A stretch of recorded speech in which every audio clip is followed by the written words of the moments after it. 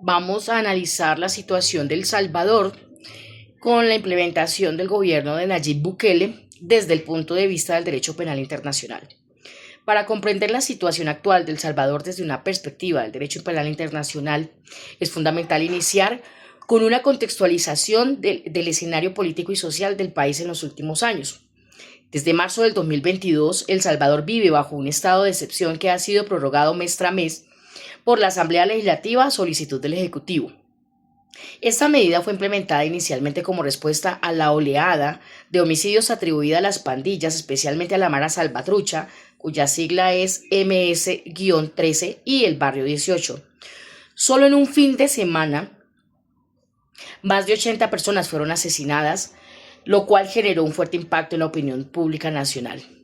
A raíz de este evento, el presidente Nayib Bukele declaró una guerra contra las pandillas y puso en marcha una política de seguridad de mano dura, ampliamente respaldada por la población según encuestas internas. Sin embargo, esta estrategia ha traído consigo graves consecuencias en materia de derechos humanos.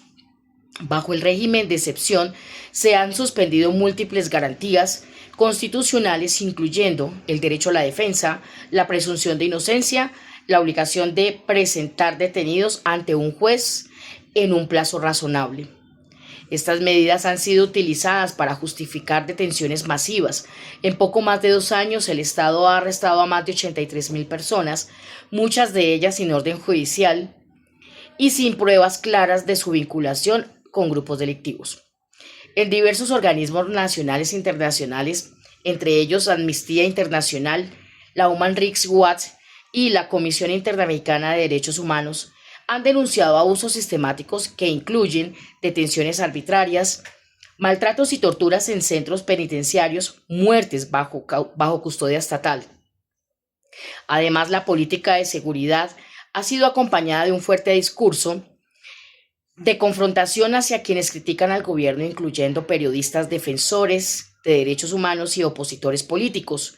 Esto plantea una seria preocupación sobre el debilitamiento del Estado de Derecho, el uso arbitrario del poder y la erosión progresiva de los controles institucionales.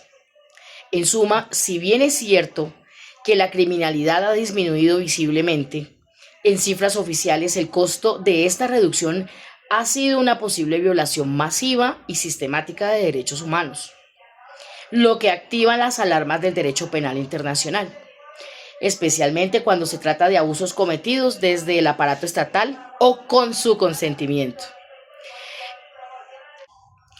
Este contexto es clave para analizar si en El Salvador podría estarse configurando delitos de lesa humanidad, como detenciones arbitrarias sistemáticas, como lo mencioné anteriormente, forzadas.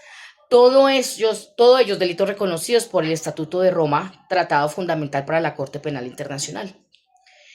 Desde la perspectiva nuevamente del derecho penal internacional, las políticas del gobierno de Nayib Bukele, especialmente en el marco del régimen de excepción, generan ciertas preocupaciones jurídicas.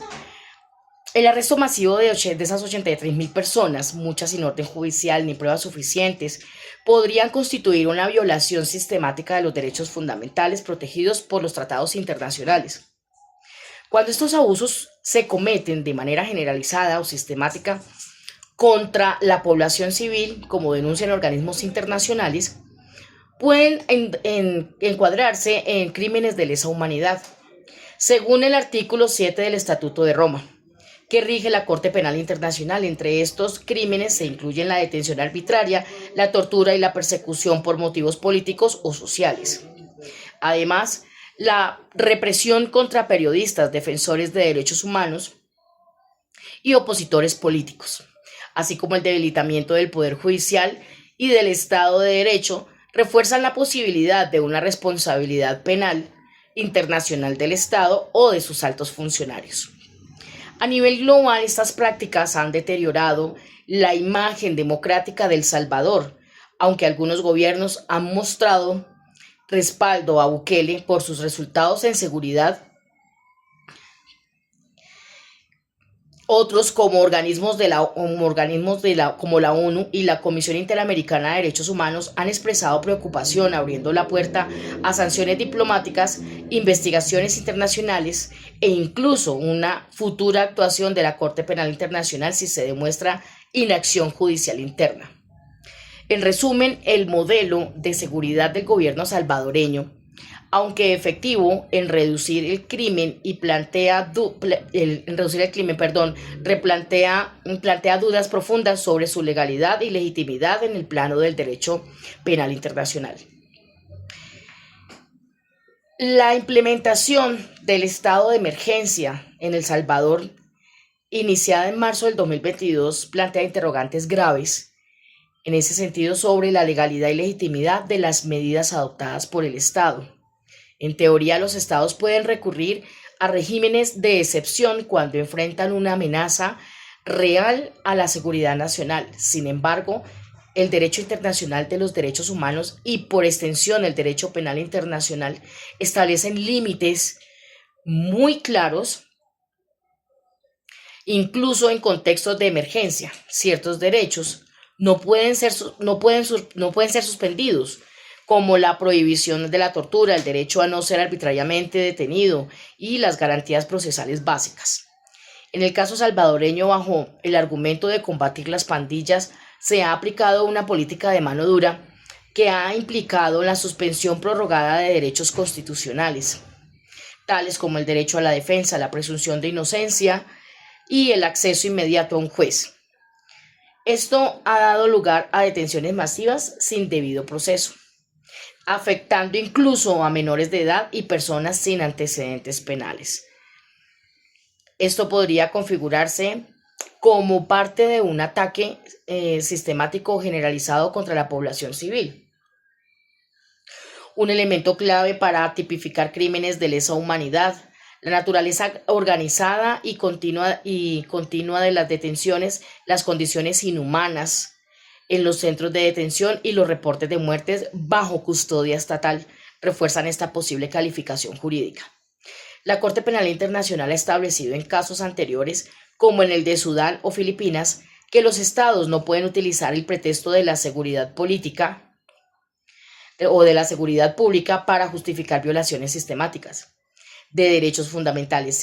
Si se demuestra que el aparato estatal salvadoreño ha actuado con conocimiento y respaldo en estas acciones, podría haber responsabilidad penal individual de altos funcionarios, incluyendo el propio presidente. En definitiva, aunque el Estado salvadoreño tiene el deber de garantizar la seguridad de su población, este objetivo no se puede alcanzar a costa de cometer violaciones graves del derecho internacional.